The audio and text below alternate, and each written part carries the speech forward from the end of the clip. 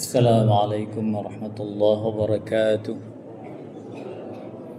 Alhamdulillah wassalatu wassalamu ala Rasulillah wa ala alihi ashabihi wa man tabi'a ma ba'd.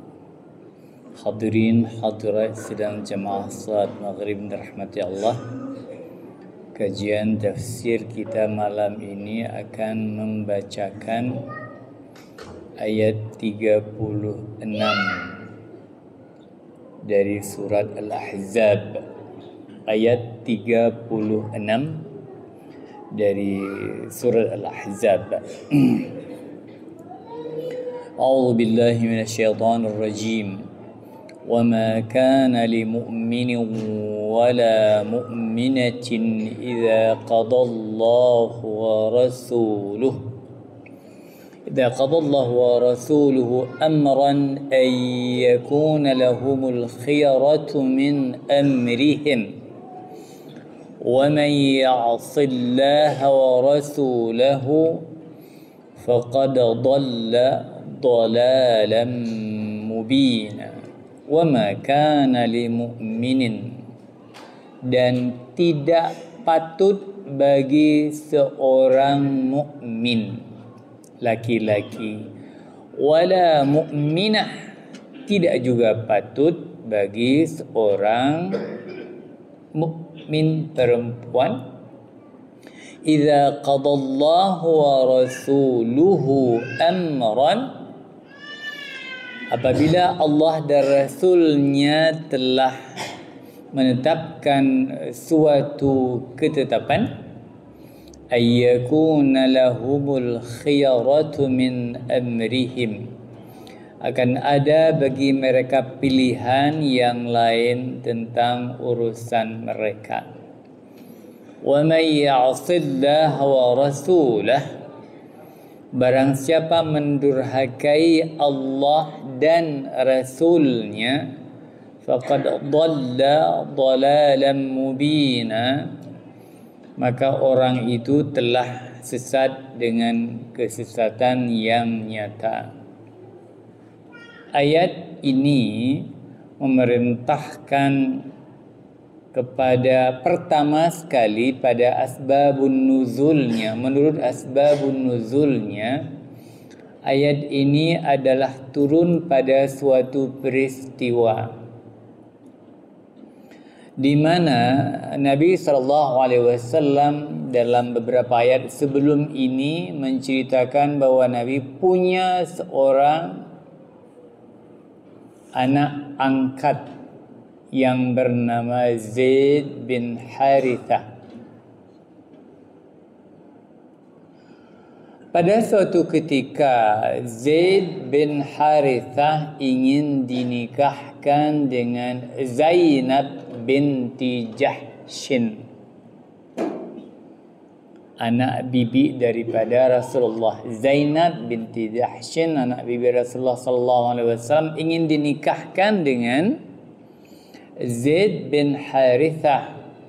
Lantas Rasul memanggil Zainab binti Jahsh untuk memberitahukan kepadanya bahawa beliau akan dinikahkan dengan Zaid. Kemudian Zainab ini menolak. Saya tidak mau. Sampai keluar suatu kata-kata yang mungkin kurang sopan, bahwa saya tidak mau diatur. Yang lebih kasar lagi, kenapa Rasul ingin mengatur saya? Biar saya atur sendiri. Kenapa harus dikawini dengan Zaid bin Harithah? Selagi pembicaraan antara Rasulullah SAW dengan Zainab tentang keinginan untuk dinikahkan Zainab itu, turunlah ayat ini. Kenapa? Karena Zainab tidak mau. Padahal itu yang ingin menikahkan beliau, Zainab, itu adalah Rasul. Jadi ada sahabiyah yang ingin dinikahkan oleh Rasul dan berani menolak. turunlah ayat, wa ma kana lil mu'minin wala mu'minah, tidak patut seorang mukmin laki-laki dan perempuan, idza qadallahu wa rasuluhu, jika Allah dan Rasulnya sudah memutuskan, menetapkan suatu perkara, amran ayyakuna lahumul khiyaratu min amrihim, bahwa mereka punya pilihan lain. Sesuatu yang sudah ditetapkan oleh Nabi, sesuatu yang telah ditetapkan oleh Allah Subhanahu wa taala, kita tidak boleh memilih yang lain. Karena itu yang paling bagus. Walaupun kita bisa saja berargumen bahwa pendapat saya lebih bagus, karena ini persoalan agama. Kecuali persoalan yang di luar agama, kita disuruh bebas memilih. Mau makan apa yang halal tidak boleh ditentukan oleh syarak. Mana suka sayur itu tidak dipaksa oleh agama. Mana suka makanan, mana suka pekerjaan tidak dipaksa. Tapi kalau sesuatu hukum yang hukum itu berkenaan dengan hukum agama, maka kita wajib. Ayat ini memang turun mengenai Zainab binti Jahsh, Rasul, dan Zaid bin Harithah. Tetapi hukum ini berlaku untuk kita semua. Beberapa ulama dalam dunia Islam mengambil ayat ini atau berpedoman kepada ayat ini, maka tidak boleh disusun suatu peraturan jika peraturan berkenaan sudah diatur dalam agama. Maka sebahagian daripada ayat ini ialah di Indonesia hukum-hukum perdata Islam menyangkut dengan NTR, nikah, talak, rujuk, bahkan zakat, itu adalah mutlak harus berdasarkan Al-Quran dan Sunnah. Kenapa? Tidak boleh hukum nikah, enggak boleh yang lainnya. Hukum warisan, tidak boleh mengambil hukum warisan lainnya. Kecuali kalau memang kita memilih, sedangkan di situ sudah ada ketentuan dari Allah dan Rasulnya, kita memilih yang lain, inilah. Maka ada ujung ayat, wa may ya'sillaha wa rasulahu, barang siapa mendurhakai, menentang, tidak menerima Allah dan Rasulnya, apa hukumnya? Faqad dhalla dhalalan mubina, kita sesat yang sesungguhnya, yang nyata, menyesatkan orang yang mengambil hukum padahal di sana hukum Allah. Maka ada yang dalam aspek yang luas, ini termasuk juga bagi orang-orang yang kemudian memperbanyak hukum, ketentuan hukum di luar ketentuan tadi. Maka itu termasuklah di sana hukum bid'ah. Bid'ah sudah ada hukum dasar, lantas dikembangkan lagi. Hukum salat, sudah ada ketentuan salat yang baku sejak zaman Nabi, zaman sahabat tabi'in dan tabi'in, sudah ada. Kemudian ditambah lagi, dan itu pula termasuk menentang Allah dan Rasulnya. Kenapa? Karena manusia tidak sangat mengetahui tentang hukum-hukum keagamaan. Hukum warisan manusia tidak bisa diserahkan. Hukum tentang salat, tentang puasa, tentang zakat tidak boleh diserahkan kepada orang, tidak bisa. Kenapa? Salat misalnya, kenapa Nabi harus menjemput salat di Sidratul Muntaha di sana lagi? Kenapa? Karena memang salat itu tidak boleh dibuat sendiri. Masa sesuatu yang sangat sakral dibawa turun dari langit, kemudian kita berani saja menambah sedikit sana dan sedikit di sini. Jadi di sini jelas tidak boleh. Baik, kemudian dalam kehidupan sehari-hari kita harus sangat berhati-hati tentang hukum yang telah ditetapkan oleh Allah. Harus sangat berhati. Jangan ada merasa keberatan. Ada ayat yang lain atau ayat yang sering kita baca, yaitu dalam ayat yang lain, kalau tidak salah Hujurat,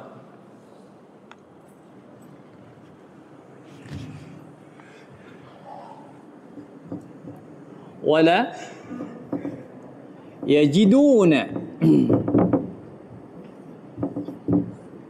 fi anfusihim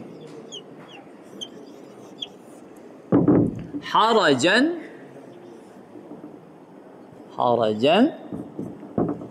mimma qadaita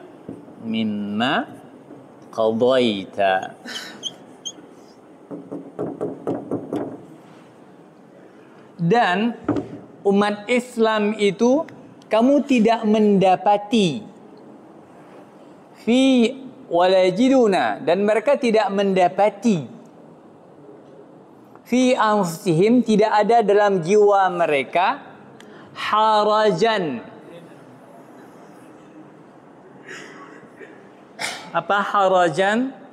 Jika ada hukum Allah tidak boleh ada harajan, merasa keberatan. Mailu hanapa kayaknya. Itu mana aja. Hanapa? Enggak bisa. Ada hadis disuruh begitu, saya enggak kurang apa. Tidak bisa. Jadi ayat mengatakan mimma qadaita, dari apa yang telah engkau putuskan wahai Rasul. Tidak boleh ada keberatan kita terhadap hukum Islam.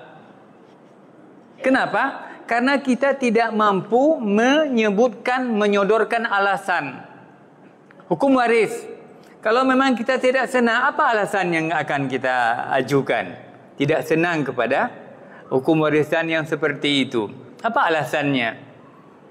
Itu Allah yang buat. Bagaimana dengan otak yang sekecil ini yang tidak ada pintar, kemudian kita bisa mengerti hukum Allah atau hukum Rasulnya? Tidak bisa. Maka perhatikanlah hukum-hukum yang ada dalam kitab dan sebagainya, yang kemudian berdasarkan pada Al-Quran, hadis. Tidak boleh merasa berat. Itu yang terbaik untuk kita. Sebut saja misalnya puasa, katakanlah, aduh saya berat sekali puasa. Tidak. Baik. Karena ini ajaran yang benar, ajaran yang asli, ajaran dari Allah Subhanahu wa taala. Ada satu bahan perbandingan begini Bapak dan Ibu semuanya. Lihat. Di agama di luar Islam, kewajibannya sangat sedikit. Di Islam itu terasa sangat banyak. Tapi orang berbondong-bondong masuk ke dalam Islam sekarang. Apalagi di dunia barat, di luar Indonesia misalnya. Di agama lain nggak ada puasa 30 hari. Tidak ada salat 5 waktu. Tidak ada umrah haji. Dan juga mungkin tidak ada zakat. Kalau hari ini mereka masuk Islam, karena beberapa di bulan puasa kemarin, beberapa tokoh di dunia ini masuk Islam. Bulan puasa masuk Islam. Langsung puasa. Dan mereka tidak merasa berat. Merasa berat. Maunya jiwa orang begini. Saya enggak mungkin masuk suatu agama sebelumnya tidak ada puasa, agama Islam ada puasa, aduh mampus. Mampus agama Islam itu puasa. Kita enggak pernah pergi ke tempat ibadah sampai 5 kali misalnya salat, 5 waktu katakanlah. Atau seperti seorang mahasiswi yang dulu cerita dari Simalungun di Jakarta, kemudian kuliah, dia sangat membenci orang Islam. Kenapa? Sesama mahasiswi. Kenapa? Karena mahasiswi lain asal jam 2, jam 3 malam hidupkan lampu, salat malam, baca Quran. Jadi orang ada seorang kisah mahasiswi yang viral di media. Dia itu dari Sumatera ke Jawa kuliah, kemudian tinggal bersama mahasiswa yang lainnya, dia itu sangat benci. Karena ada hidup lampu, kan terganggu tidurnya. Kemudian dia itu salat. Apa salat ini? Sudah salat 5 waktu, salat lagi tengah-tengah malam. Kemudian setelah salat ngaji pula sebelum subuh. Masya Allah. Tapi apa akhirnya? Mahasiswa itu masuk Islam. Arnita namanya. Masuk Islam kenapa? Dia itu terpengaruh dengan satu kalimat dari Zakir Naik. Zakir Naik mengatakan bahwa kami lebih Nasrani daripada orang Nasrani. Itulah dia. Kalimat itu di dunia ini banyak sekali yang menyebabkan masuk Islam. Baik, kita kemari. Intinya ayat ini, kenapa saya panjang lebar tentang ayat ini? Karena ayat ini sangat penting kedudukan hukumnya. Kita tidak boleh merasa berat. Kalau terjadi keberatan bagaimana Ustaz? Jiwa Anda itu yang mesti dipaksa, mesti digiring kepada hukum Allah. Sebab kenapa? Seseorang di saat tidak suka pada suatu ketika, tidak suka kepada suatu hukum atau ketentuan, dia pasti senang dengan ketentuan lain. Ya kan? Makan. Di saat saya tidak suka satu makanan, berarti saya suka makanan yang lain. Kan begitu. Bukan berarti di saat saya tidak suka satu makanan, saya tidak suka makanan apapun, tidak. Jika tidak suka suatu aturan, dengan otomatis kita suka yang lain. Tidak ikut sunnah misalnya. Tidak ikut sunnah makan dengan bismillah atau dengan tangan kanan. Saya tidak suka pakai dengan... Okey, berarti saya memilih cara yang lain. Kan begitu caranya. Jadi kita dilarang, sekali lagi kita ingin katakan, mari kita tundukkan jiwa kepada apa yang ditentukan oleh Allah dan Rasulnya. Dengan demikian itu baru sah. Karena awal ayat yang saya tulis tadi itu adalah penggalannya. Fala wa rabbika la yu'minun. Demi Allah, mereka itu belum beriman kalau mereka itu belum merasa senang dengan hukum Al-Quran dan Sunnah. Baik, kita teruskan. Wa idh taqulu lilladzi an'ama Allahu 'alaihi wa an'amta 'alaihi. Dan ketika engkau wahai Muhammad berkata kepada orang yang telah diberikan nikmat oleh Allah, Zaid bin Harithah masuk Islam dan berada di bawah anak angkat Rasulullah SAW. Wa an'amta alaihi, dan engkau memberi nikmat kepadanya. Menurut riwayat yang saya baca, itu adalah dibebaskan karena sebelumnya menjadi perbudakan, dimerdekakan oleh Rasulullah SAW. Amsik alaika zawjak, tahanlah pada dirimu istrimu. Ini sedikit langsung kita baca supaya singkat. Kita baca asbabun nuzulnya. Amsik alaika zawjaka, tahan istrimu. Maksudnya setelah Zainab, tadi ada yang putus cerita kita. Apakah Zainab tadi langsung menolak selamanya perintah Rasulullah? Tidak. Setelah turun ayat ini, Zainab langsung setuju. Saya setuju Rasulullah. Apalagi ayat sudah turun. Saya setuju menikah dengan Zaid bin Harithah. Nah, ini yang enak kan? Bukan kayak kita, kayak zaman sekarang. Di saat orang sudah memilih sesuatu, kemudian kita tunjukkan ayat dan hadisnya, enggak segera tunduk kepada ayat dan hadisnya.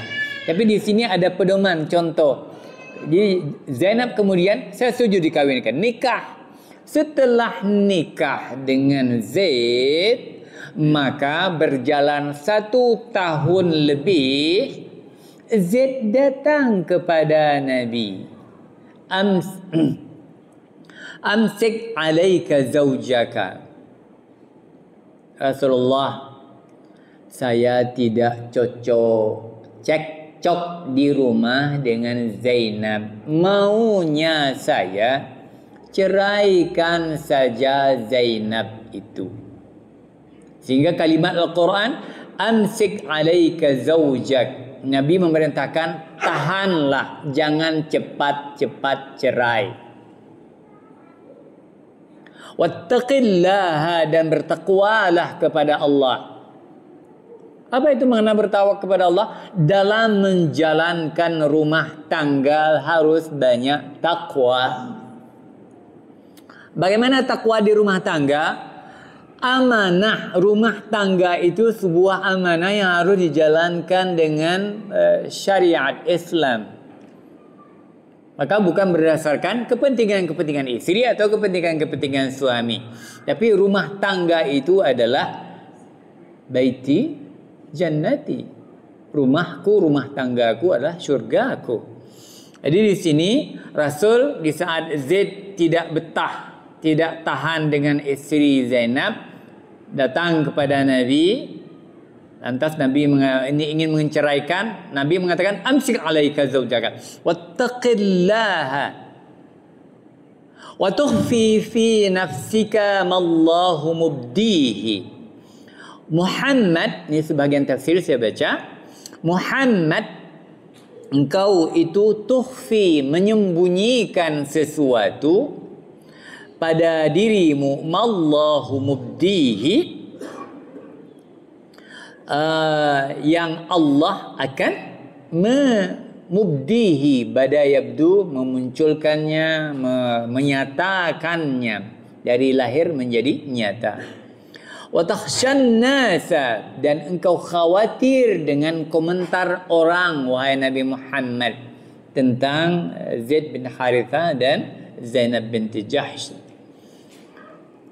Wallahu ahaqqu an takhsha. Sekali lagi Allah mengatakan, jangan takut kepada orang. Wallahu ahaqqu an takhsha. Allah itu yang lebih pantas untuk ditakuti.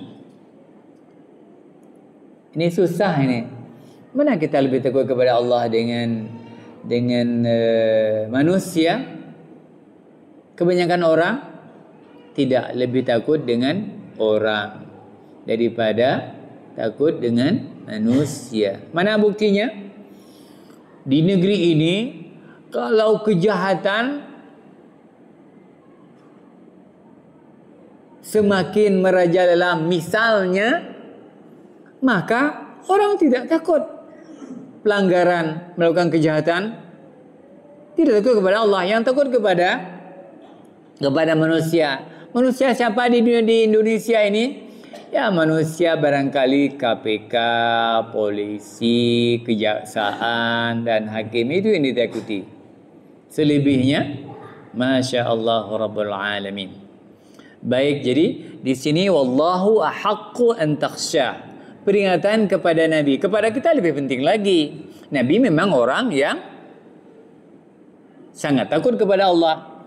Ingat yang pernah kita katakan sabda Nabi tentang orang yang melakukan bid'ah. Waktu beberapa sahabat datang menjumpai istri Nabi. Apa yang Nabi katakan dia? Inni akhsyakum lillahi wa atqakum lahu. Wahai sahabat yang ingin mengatakan bid'ah tentang ibadah, inni akhsyakum lillah. Ini orang yang paling takut kepada Allah. Wa atqakum, ini orang yang paling takwa. Bukan sombong. Karena Nabilah yang paling takut kepada Allah. Dan Nabilah yang paling takwa. Itu menjadi syarat bagi beliau untuk mengajarkan umatnya. Kalau Nabi kurang takut kepada Allah, kurang takwa, masa akan diajarkan umat dengan ketakutan dan ketakwaan? Tidak bisa. Jadi di sini demikian yang Allah katakan melalui Nabi-Nya. Falamma qada Zaidum minha watara, dan tatkala Zaid, tengok, mari kita lihat nama Zaid tersebut di dalam Al-Quran. Falamma qada Zaidun minha watara. Maka tatkala Zaid telah mengakhiri keperluan terhadap isterinya,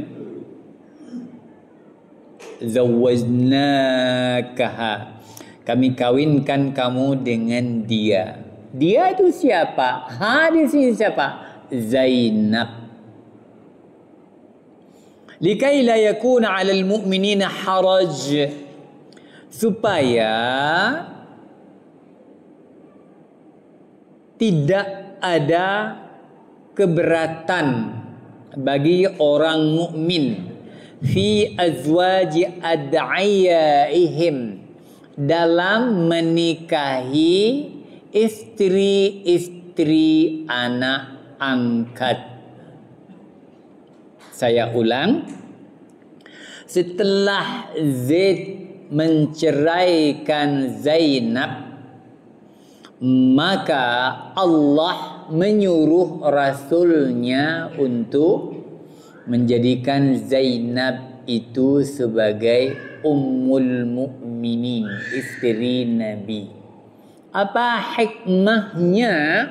Salah satu hikmah yang sangat mencuat, menonjol di sini ialah bahwa seakan-akan sebelum ada ayat ini, seakan-akan istri anak angkat itu tidak boleh dinikahi. Dengan ayat ini berarti istri anak angkat itu boleh dinikahi, sekaligus menghapus pendapat yang mengatakan bahwasanya anak angkat itu menyamai anak sendiri. Jadi banyak hukum-hukum itu di dalam Islam, jika berhadapan dengan Rasulullah sendiri yang melakukannya pertama.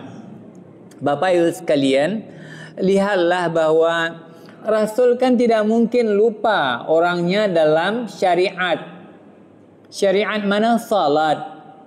Tapi kemudian sekali atau dua kali Rasul lupa, sehingga menghasilkan hukum sujud sahwi. Sujud sahwi itu bukan teori, Rasul pernah buat.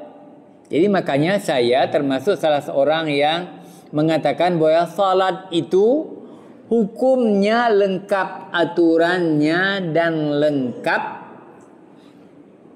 pelaksanaan prakteknya, termasuk lupa-lupa sekalian. Nabi pun ada lupanya. Dalam perkawinan ini supaya hukum itu kuat, maka Nabi sendiri yang melakukan. Apa yang Nabi lakukan? Nikah dengan anak angkat. Seandainya anak angkat itu kuat, maka dia tidak boleh dinikahi. Seperti kuatnya saudara susu. Kuat saudara susu.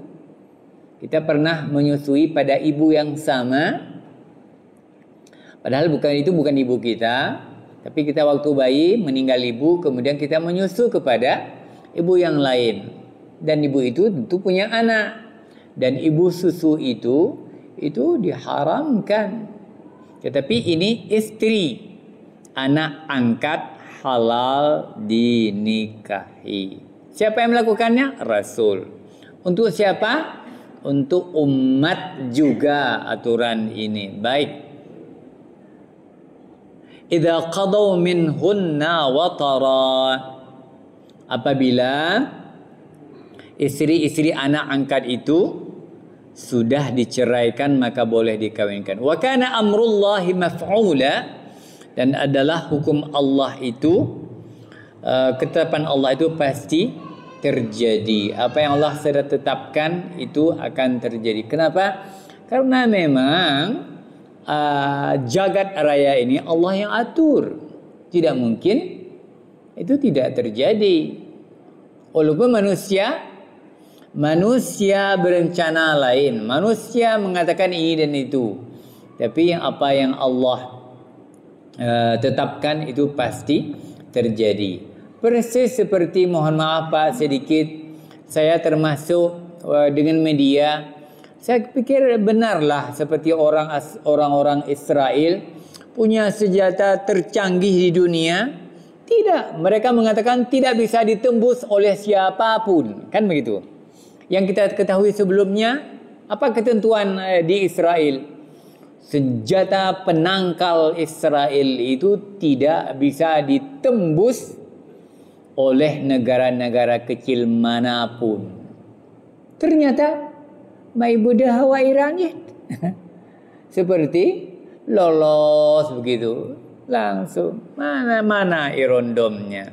Karena Allah yang mentakdirkan. Kamu dengan kesombongan mengatakan tidak bisa. Allah mengatakan ketetapan Allah bisa dikalahkan. Maka mereka akan kalah. Wallahu a'lamu. Kita bukan menceritakan tentang menentukan tentang politik. Baik. Ma kana 'ala an-nabiy min haraj fima faradallahu lahu. Tidak ada satu keberatan pun atas Nabi tentang apa yang telah ditetapkan oleh Allah baginya. Sunnatullahi fil ladzina khalau min qablu. Allah telah menetapkan demikian sebagai sunnahnya. Alladzina khalau min qablu, yang telah diamalkan, yang telah berlaku pada nabi-nabi di masa dahulu. Apa ini ceritanya? Maksudnya yang kita baca dalam tafsir, maka 'ala nabi min haraj fima faradallahu lahu. Nabi tidak pernah merasa keberatan tentang ketentuan yang Allah tetapkan kepada Nabi. Apa ketentuan ini? Termasuk dalam ayat sebelumnya yang dikatakan oleh ulama tafsir, yaitu Nabi beristri lebih daripada 4. 1, 2, dan 3, dan 4. Apakah Nabi kemudian merasa malu? Itu ketentuan Allah demikian. Tidak merasa malu. Tapi kalau bukan ketentuan Allah, tentu Nabi sangat merasa malu. Kenapa? Ke umatnya diperintahkan matna wa thulatha wa ruba', 2, 3, dan 4. Kemudian beliau lebih banyak lagi sehingga menjadi tuduhan. Tapi di sini maka 'ala nabi min haraj. Nabi tidak keberatan dengan ketentuan bahwa Nabi boleh nikah. Apalagi nikah Nabi itu dengan perempuan yang banyak, lebih banyak unsur dakwahnya daripada unsur yang lainnya. Sunnatullah fil ladzina khalu min qablu. Oleh tafsir mengatakan bahwasanya nabi-nabi yang dahulu pun demikian juga. Jadi sunnah itu bukan Nabi Muhammad saja yang beristri, lebih daripada satu, tapi nabi-nabi yang lain juga demikian. Wa kana amrullahi qadaran maqdura, dan adalah ketetapan Allah itu suatu ketetapan yang pasti berlaku. Qadaran yang telah ditentukan, makduran yang ditetapkan berlaku. Baik. Jadi demikian juga kita ketentuan Allah dan Rasul tidak boleh ada merasa malu mengamalkannya. Bemalek. Mana contohnya yang kita malu? Mana contohnya sunnah yang kita malu? Mana?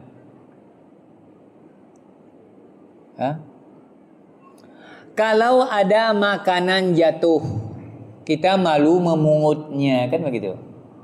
Ada kue jatuh, kemudian apalagi di warung kita minum makan, kue jatuh, nggak berani ambil, dikira orang congok, orang nggak bisa beli. Padahal kue yang jatuh itu ya ambil, dibuang sebahagiannya. Malu kita. Atau lalat yang masuk gelas, orang udah lihat, Pak, lalat masuk di gelas bapak itu. Karena orang tidak tahu sunnah, Pak, kok diminum airnya? Jijik lah Pak, gitu kan. Kok dia minum lagi, air udah masuk lalat, kotor kali orang ini. Nah, gitu. Tidak tahu sunnah. Padahal itu falyaghmisha. Hanya tinggal kita mengikuti perintah Nabi, benamkan. Fa inna fi ihda janahaiha dawa, karena pada salah satu daripada sayap lalat itu ada obat. Manusia biasa kapan tahu itu ada obatnya? Di salah satu mungkin akhir-akhir ini baru mereka tahu. Di masa Nabi siapa yang tahu di sayap di lalat itu ada obat? Tahu yang ada po? Tidak, nggak ada orang yang tahu. Tapi setelah Nabi tahu, diberitahukan kita masih merasa tidak enak. Itu beberapa yang dari sunnah. Nah, jadi Nabi tidak merasa malu. Kita pun tidak merasa malu di saat mengamalkan Islam. Tapi ada malu-malu dikit ibu-ibu ya. Ini kaum ibu ada malu dikit dulu. Kenapa? Karena kita kan ada sejarah jilbab Indonesia. Kan? Indonesia kan baru jilbab 80-an, 90-an. Jilbab masuk Indonesia, entah dari mana datangnya, masuk ke Indonesia. Malu-malu orang pakai. Kemudian malu-malu kepala sekolah beberapa dulu di Indonesia, kemudian memecat muridnya yang pakai jilbab. Kan begitu, ada. Kemudian ada beberapa mahasiswa atau siswa juga malu-malu pakai. Sehingga di sekolah aja, waktu pulang sekolah langsung buka. Alhamdulillah, malu itu sudah tidak ada lagi malu di dalam mengamal. Tidak boleh, Nabi tidak malu apa yang difardukan oleh Allah baginya, dan kita pun tidak ada merasa malu. Orang mengatakan begini Pak, Ibu, tapi dikatain orang ikut legal. Baik, ini satu kaedah. Kalau kita takut diomongin orang dalam mengajarkan ajaran yang benar, ketahuilah bahwa kita itu tidak ada satu detik pun mempunyai kesempatan untuk tidak dikatai orang. Kita itu selalu dikatakan orang, selalu pakai baju putih. Pasti ada orang bilang, tapi putih pakai baju merah. Ini lagi udah kapalo lo menjadi kamerah baca gitu. Jadi kalau kita memang perhatikan kan, tidak bisa kita hidup kalau memang selalu sibuk dengan kata orang. Yang enak bagaimana? Tugas kita lakukan yang benar. Tugas orang lain ngomong sampai mengkubuh ibabah, silakan ngomong terus, nggak apa-apa. Begitu cara hidupnya. Kalau enggak, baju enggak bisa dipakai. Pakai baju putih, pakai baju merah, pakai baju warna. Itu makin diperhatikan. Wah, ini lebih aneh lagi bajunya, ini lebih aneh lagi bajunya, dan sebagainya. Baik. Jadi intinya apa? Ayat ini kita amalkan bahwa kita tidak perlu malu. Ada seperti yang lain, misalnya apa yang tidak perlu ada perasaan.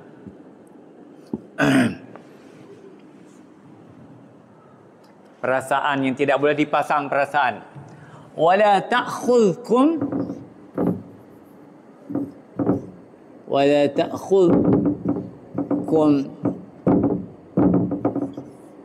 bihima ra'fatun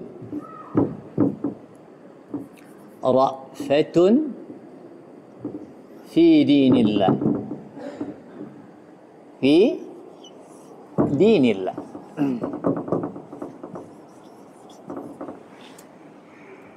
Ini ayat menghukum orang berzina, mencambuk orang berzina.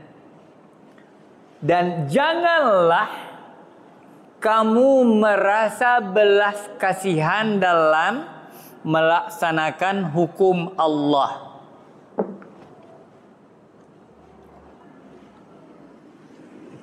Sebetulnya kalau kita melihat Misalnya dalam kasus zina atau khalwat, orangnya sangat cantik, pemudanya sangat ganteng. Jadi kalau kita cambuk rasanya, aduh, kasihan dia. Kasihan dia. Tapi masih ada kasihan. Apa kasihannya? Kasihan dia malu. Caranya bagaimana? Dinikahkan saja. Karena sudah kecolongan, dinikahkan saja. Jangan malu. Kasihan. Kasihan. Padahal Al-Quran mengatakan tidak boleh kasihan. Ada seorang bertanya kepada saya, Ustaz, ini sudah musibah. Sudah kejadian. Bagaimana cara kita menikahkan? Saya tanya sama orang itu, secara hukum Islam bagaimana ini? Iya, Ustadz, secara hukum Islam bagaimana caranya? Oh, bukan begitu, Ibu, hukum Islam. Kalau memang Ibu itu ikut Islam, begini caranya. Kita baca ayat. Az-zaniyatu waz-zani, pezina laki-laki dan pezina perempuan dan pezina laki-laki, fajlidu kulla wahidin minhuma mi'ata jaldah, maka tolong cambuk dia dengan 100 cambuk. Pertanyaan nikah itu tidak ada dalam Al-Quran. Nikah orang yang ada adalah setelah berzina, fikirkan cambuknya dahulu, bukan nikahnya yang difikirkan. Baik, kenapa penekanan pada ayat? Tidak boleh merasa malu dalam mengamalkan hukum Islam. Tidak boleh ada perasaan belas kasihan kepada orang di dalam menetapkan atau memvonis atau mengeksekusi hukum Islam, apalagi hukum qisas. Hukum qisas. Baik. Mungkin kita akan simpulkan. Mungkin ada Bapak yang bertanya nanti, insyaallah sedikit ada satu pertanyaan dalam ayat-ayat yang kita baca.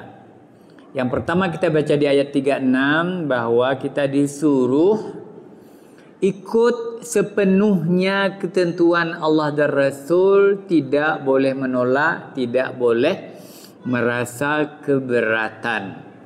Kemudian bahwasanya ada hukum yang Allah ingin perjelas dengan nabinya. Contoh yang dilakukan Nabi yaitu hukum tentang anak angkat. Hukum tentang anak angkat itu tidak sama dengan anak sendiri, tidak mendapat warisan, dan istri dari anak angkat pun boleh dinikahi setelah dia menceraikannya. Kemudian kita itu tidak boleh merasa malu menerapkan hukum Allah pada diri kita, karena Nabi mengajarkan demikian, karena hukum Allah itu adalah yang paling utama. Baik, kalau ada satu pertanyaan, ya silakan. Ya.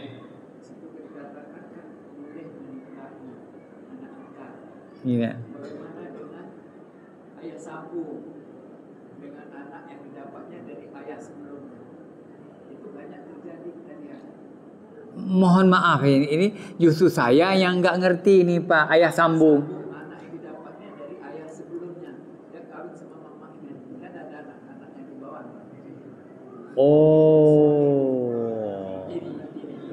Antiri.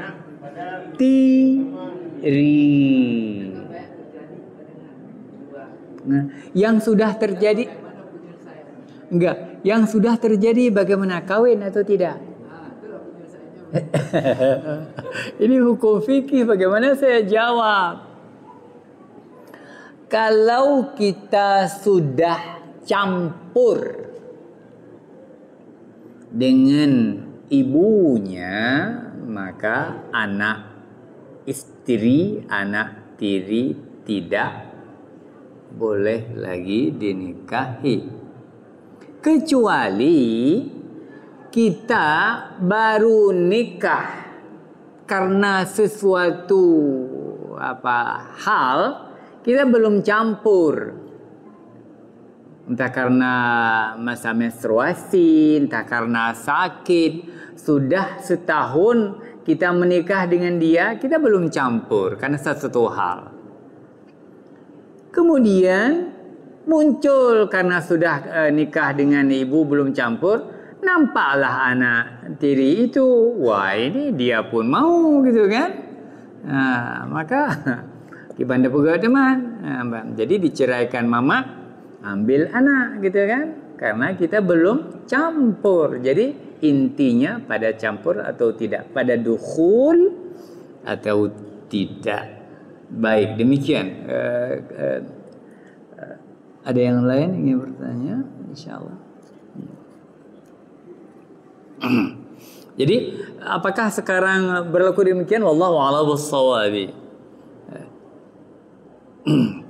Baik. Kalau tidak lagi, demikianlah kajian kita pada malam ini. Beberapa ayat Al-Quran yang sudah kita bacakan.